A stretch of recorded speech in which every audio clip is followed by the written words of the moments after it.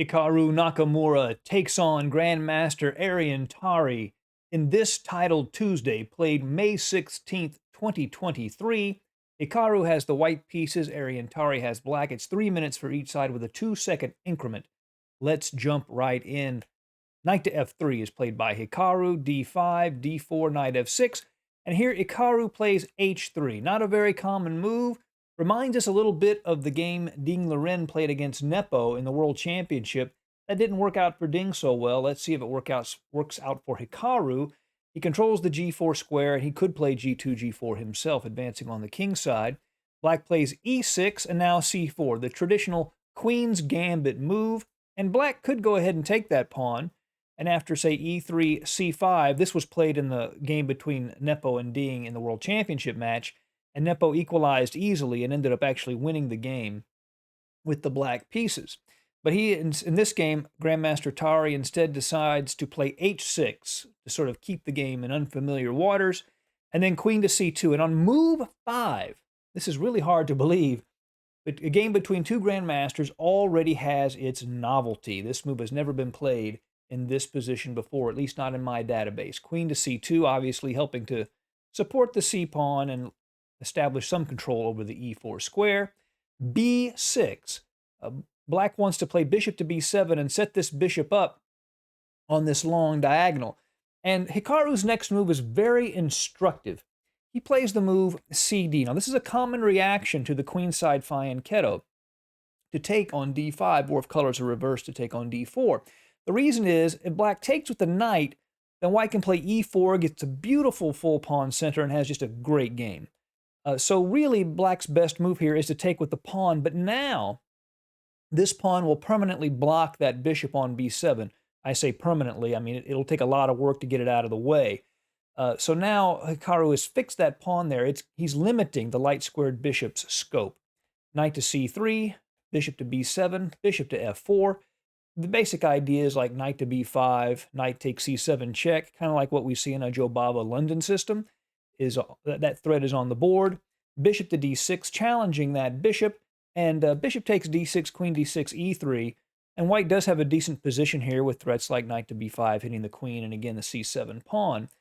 But instead, Hikaru plays e3. You can tell he wants to keep the game in unfamiliar territory. He believes that he'll do better if you're out of theory, which he's probably right about. a6 was played to keep the knight out of the b5 square. g3, further supporting that bishop at f4. It looks like the bishop could almost be trapped, but as it turns out, the bishop cannot be trapped in this position. If bishop takes f4, gf4, and white can play on the half-open g-file. So instead, black castles, short, bishop to g2, and now c5. Black's hoping for their main source of counterplay to come from these d5 and c5 pawns. These are known sort of as hanging pawns, which after dc5, bc5. Black wants to use these two pawns on d5 and c5 to attack white's position. And you can see this bishop on b7, that pawn is no longer fixed on that square. What white wants to do, what Hikaru wants to do here, is to fix those pawns in place and then attack them. So these two pawns on d5 and c5 sort of determine the rest of the middle game. Bishop takes d6 first, what was played by Hikaru. Queen takes d6, castles, knight b to d7, and then taking on c5. And again, we have the classic hanging pawns position. Rook f to d1, beginning the attack against those pawns, attacking the d5 pawn, which is pinned because it's in front of the queen.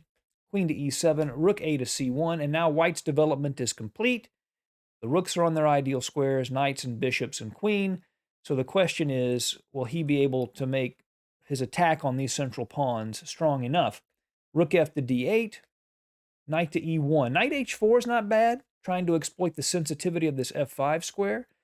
But knight to e1 unleashes the bishop at g2. So now white is attacking d5 with three different pieces, the knight on c3, the rook on d1, and the bishop on g2. It's only defended twice. So Grandmaster Tari plays knight to b6. Now it's defended 3 times, rook, bishop, and knight.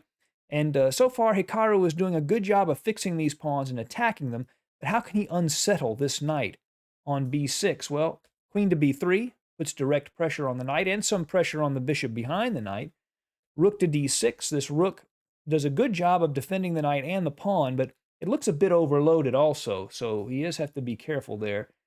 a4, beginning to irritate that knight. The threat is to go ahead and play a5, and have knight to c4 to take on d5, removing the knight's defender, and after a couple of exchanges, the queen could take the knight, and white would be up a healthy pawn. That's sort of the tactical concept here after a5.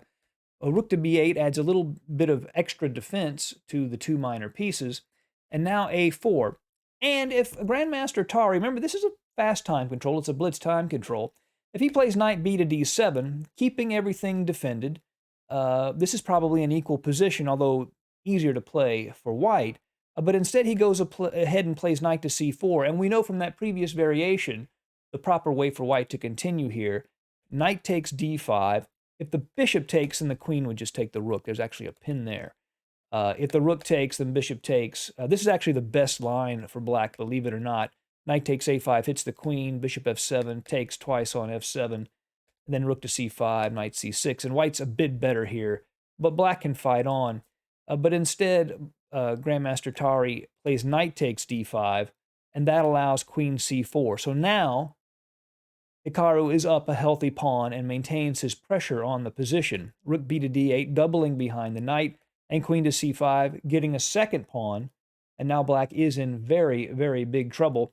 The bishop moves back to a8, and Hikaru has a move here that actually wins a piece. Can you see it? That's right. You just take the knight with the bishop. Bishop takes d5, and that move wins a piece, because after bishop takes d5, rook takes d5, and Grandmaster Tari resigned to Nakamura in this position. The reason being, of course, if he takes that, then the queen would actually fall. That rook is pinned to the queen.